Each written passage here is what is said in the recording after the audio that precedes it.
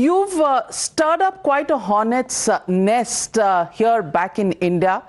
I just want to begin by asking you about your association with the Trinamool Congress Member of Parliament, Mahua Moitra, about whom you've written in an affidavit. Navika, do you have a particular question? I'm just asking you, what kind of an association have you had with her? Has she been a friend of yours for long? How long have you been in touch with her? How well do you know her? She's been a close personal friend since 2017.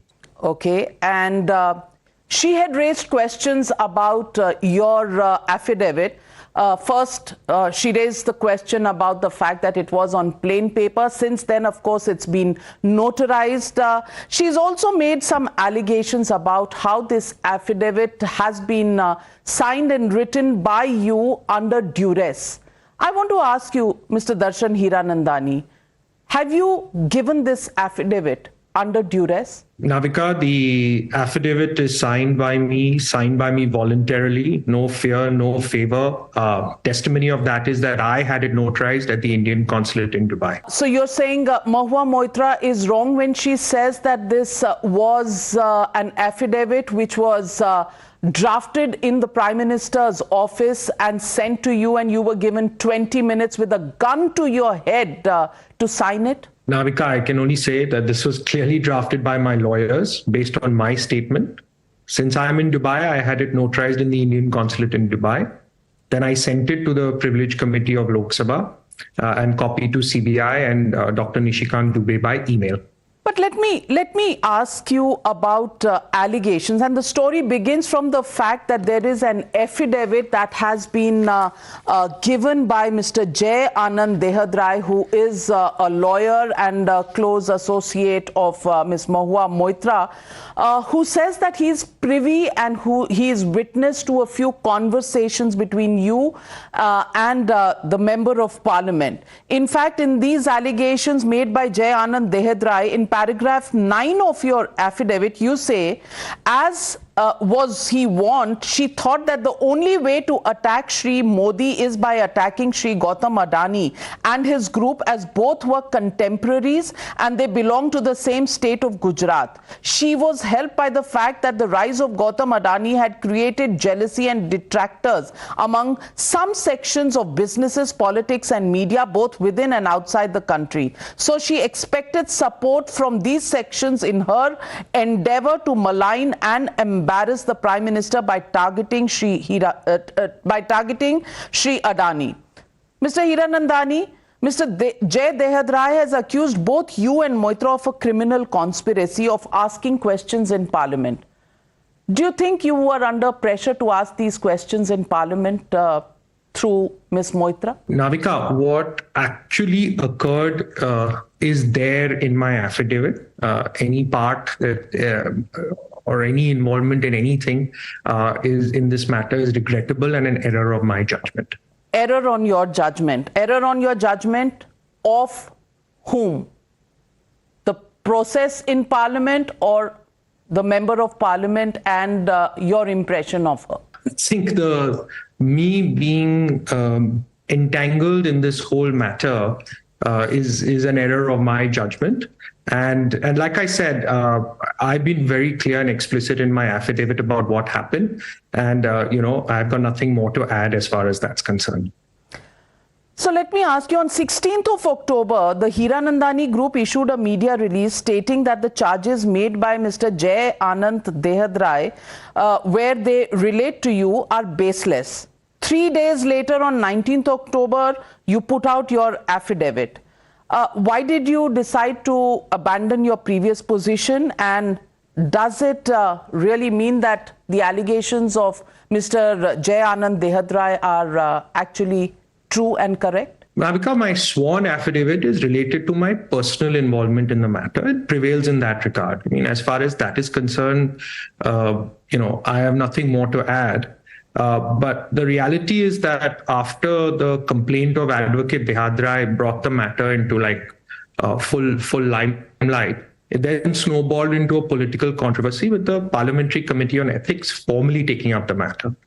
since it involved me by name directly and personally, it was incumbent upon me as a responsible citizen to bring the facts as they are before the public. Our group's a law-abiding business with a focus to build a nation.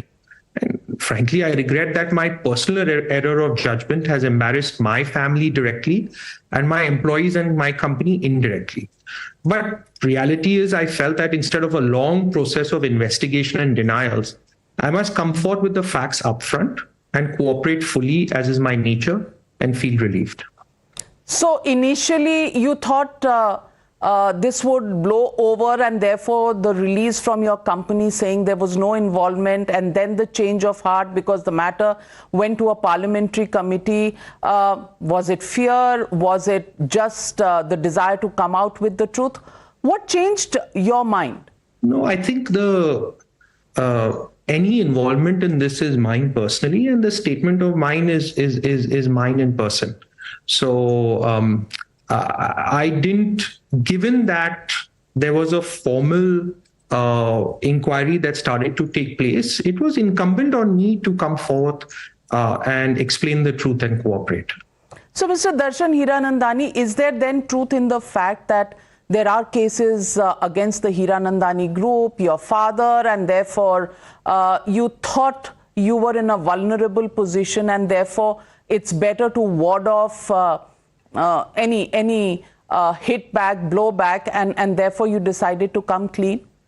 Navika, in any allegation, any matter, we prefer to come forward to cooperate fully and come forward with the truth.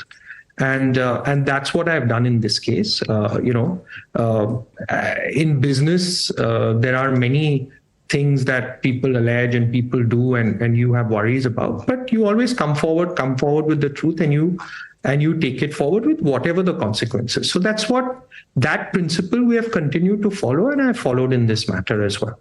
So, Mr. Hiranandani, let me ask you point blank: was Ms. Moitra targeting Mr. Gautam Adani? And was it really to malign the Prime Minister, considering they were both from the same state? You've been in conversation with her, and you've been sending her questions, etc. Is it true that 41 out of the 56 questions were targeting Adani's for a reason? Navika, I think I prefer to stick to my affidavit in this regard. But I can tell you that she felt that attacking Mr. Adani would target the Prime Minister because there was perceived proximity, as both are from the same state. Is that all? Did you ever have conversations with her on this issue? She was a personal friend, and this is how she felt. Did she discuss with you that Congress leaders, including Mr. Rahul Gandhi, were working with her to target the Adani group? Did she ever tell you that? Those details I've already given my affidavit, Navika. Nothing further for me to add on that. So you stand by those statements in your affidavit that she did mention these names? Navika, it's my affidavit. Of course, I stand by it. I also want to ask you, Mr. Dehadrai claims that he's witnessed phone calls between you and Mahua Moitra, where you instructed her to raise specific questions in exchange for cash and valuables. I want to ask you very clearly, Mr. Hiranandani, did you make any payments to Ms. Mahua Moitra? Navika, what actually occurred is there in my affidavit. And, you have not specified. I have your affidavit in front of me on the issue of gifts and money. There isn't too much of detail, but these are mentioned in Mr. J. Anand Dehadrai's affidavit, which is why I'm asking you.